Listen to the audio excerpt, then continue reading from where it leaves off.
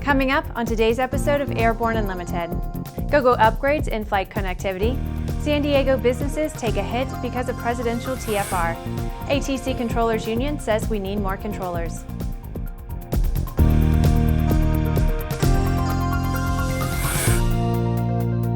I'm Bree Cross. It is October 16th, 2015, and this is Airborne Unlimited. People want to stay connected, and that certainly includes those who are traveling on business jets. To meet this need, Gogo has rolled out a new 4G connectivity solution for the business aviation market. Available at the beginning of 2017, the company says Gogo Biz 4G represents a significant increase in capability when compared to existing solutions.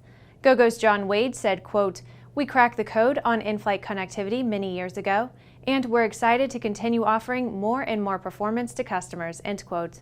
Created specifically for the business aviation market, Gogo Biz 4G is a specifically designed application of Gogo's latest air-to-ground technology. The Gogo Biz 4G equipment package will incorporate dual-band Wi-Fi service and a host of other features. The company's existing range of Gogo Biz solutions will remain available after Gogo Biz 4G shipments begin. When President Barack Obama visited San Diego over last weekend, local aviation businesses were stuck on the ground due to the TFR that was imposed over parts of the city for 2 days. The list of businesses include flight schools, skydiving operations, and similar businesses that would normally do good business over a weekend. But with the TFR in place, business owners sat and pondered how much money they were losing. Buzz Fink, the owner of one skydiving business, said that his company was losing about $15,000 per day for the 2 days based on the number of tandem jumps they could offer to clients over a normal holiday weekend. Flight schools and charter jet companies also felt the pinch. One flight instructor told a reporter that he had had to cancel 2 student pilot check rides because of the TFR. Of course, when no one is flying, they're also not buying any fuel. President Obama's visit was for a 2-day vacation over the Columbus Day holiday. The vacation break followed a fundraising trip to Los Angeles. After the break, lack of ATC controllers will slow traffic. The KSN 770 is an affordable, WAS-enabled integrated MFD with a flexible hybrid user interface from Bendix King. Get your fingers on the 770's perfect blend of touchscreen and hard buttons. Easily control your GPS navigation, Navcom, weather, traffic, and terrain in any condition. For more information, go to bendixking.com. Redbird is quickly becoming the industry standard for flight training. Since Redbird introduced its revolutionary FMX in 2007, colleges, universities, and flight training operations around the world have integrated Redbird products into their curriculum. It's time to discover what Redbird can do for you. Join the migration. AML's patent-pending wireless induction charging system eliminates confusion over those charging cables, cuts down cockpit cable clutter, and allows you and your passengers to fly cordless and eliminate the cable nightmare. www.aviationmodificationleaders.com. There's a difference between charting a steady course and pushing for the ceiling.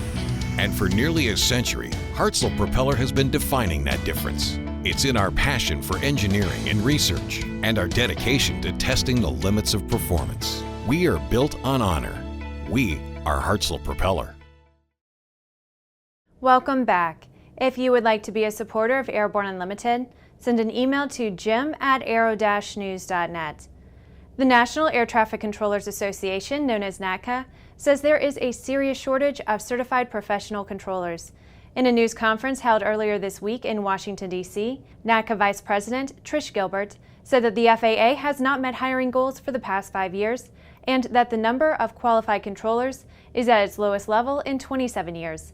In remarks posted on the NATCA website, Gilbert said the safety of the air traffic control system is not at risk, but if left unaddressed, the situation could result in delays similar to those the country experienced in April 2013 when air traffic controllers were furloughed due to sequestration's mandatory budget cuts. NATCA is calling for a congressional hearing regarding the chronic understaffing of air traffic control facilities. Gilbert said, quote, "Staffing the system appropriately takes years of planning, and it has been ignored for way too long," end quote. It's Friday, and that means that it's time for ANN CEO and Editor-in-Chief Jim Campbell to check in with his weekly Barnstorming commentary. Today, Jim talks about what it's really going to take to get Aero-Revitalization on track and how we might research it. Here's this week's Barnstorming. Thanks, Bree, and hi, folks. Been doing a lot of thinking about a survey idea I have, and while it's going to take a couple of days to put it together, I wanted to get it in front of you for a moment, because what I'm trying to do is understand what it's going to take to revitalize and reinvent aviation. We all have ideas, but I'm curious about what the people in it think needs to be changed. Is it too expensive? Is it too complex? Is it too mired in the past? Too heavily regulated? Too isolated and cliquish? Are there too few professionals doing real live aviation business in aviation business? Is it too dangerous? Are we too reluctant to adopt new technologies? There's a whole bunch of different questions I have and a whole bunch of different ideas. What I wanted to do was get in front of a few of you folks and ask you, what do you think? I'm looking to collect as many good questions and ideas as I can. I'm going to put together a Google survey on this and just keep that up for a while and keep building a dialogue with the folks in the field to try to understand what they think is wrong and why, to get the data that goes with this, not just the percentages, but the ideologies, the rationale, the experiences, and so forth, so that we can put together something that gives us a good, solid indication of where the roadblocks are on the road to success, or the runway to success for that matter. So think about that. We'll be following up with this here in the next week or two, but I'd like to hear what you think. What are the enemies of aviation? What's keeping people out of it? And more important, what do you think needs to be done to rebuild aviation anew? On a secondary issue, I just wanted to pass along a long conversation with Bob Hoover the other night, who is doing well. And to make a long story short, so grateful at the attention everybody's paying to trying to really reconstitute the fight that occurred during his fight with the FAA, and most important, try to fix things that should have been fixed once Bob got his medical back. In other words, won the battle, lost the war, and it's time to win the war. Bob is certain of it, I'm certain of it, and the one thing he keeps repeating, and that we both believe in so very greatly, that the ultimate form of patriotism is to question authority, right wrongs, and build a better future, not just for ourselves, but the citizenry to follow. For the Aero-News Network, Airborne, and Aero-TV, I'm Jim Campbell. After these messages, Doc needs our help for flight testing. Concorde's recombinant gas RG series sealed battery technology produces a high-performance battery with the advantages of being pre-tested and fully charged at the factory. Find out more about Concorde's entire line of batteries at www.concordebattery.com. Concorde, the heart of your aircraft. Now certified, Aspen Avionics single-band ADS-B, ATX100, and ATX100G transceivers are the next-gen ADS-B solution that provides the features pilots need while keeping flyaway costs low. Check it out now at aspenavionics.com.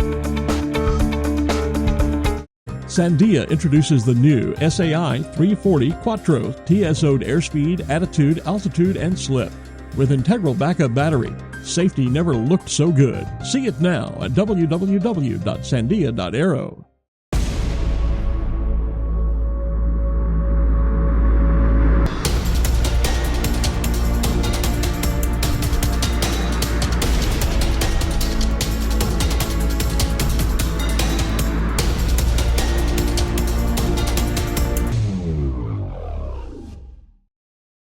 Welcome back. With so much news coming out of the aviation industry, we're summarizing some other interesting stories in a brief segment we call Around the Patch.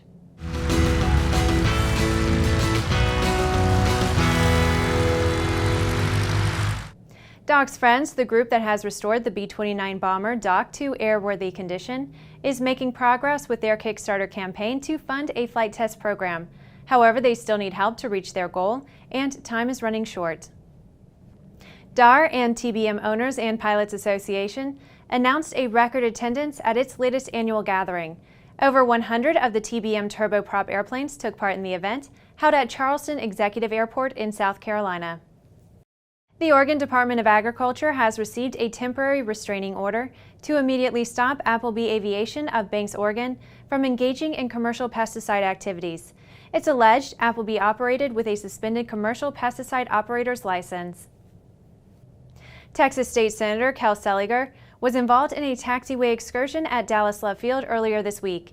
It appears he mistakenly steered his Beechcraft A-36 Bonanza onto a service road rather than the taxiway and lost a battle with a chain-link fence. Jacobs Flight Services, a Florida FBO, has been approved for an aviation program that offers a 2-year associate's degree in aviation.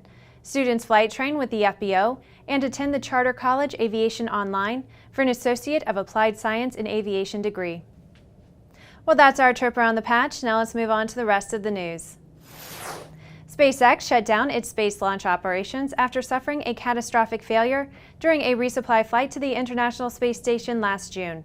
Now SpaceX officials are looking at December for a return-to-flight status. It's reported that SpaceX President of Mission and Launch Operations, Lee Rosen, told the International Astronautical Congress in Jerusalem earlier this week that the company may be able to return to flight in the next 6 to 8 weeks. The payload for the launch would be a communication satellite. A secondary payload will be a CubeSat for Space Pharma, a startup company in Israel. It's reported that Rosen said that the Falcon 9 booster has been repaired and upgraded. The company will also make another attempt to recover the booster by landing it on a floating platform in the Atlantic Ocean. Well, that's our program for today. Remember to get comprehensive real-time 24/7 coverage of the latest aviation and aerospace stories anytime at aero-news.net. Remember that Airborne Unlimited is streamed daily Monday through Friday, with additional breaking news bulletins for important stories that fall outside of our normal deadlines. Please join us and a growing roster of over 100 outstanding industry associations and organizations every weekday for the best in aviation and aerospace news from the staff of the Aero-News Network, the aviation world's most comprehensive news and information resource. Have a wonderful Friday. We will see you next week.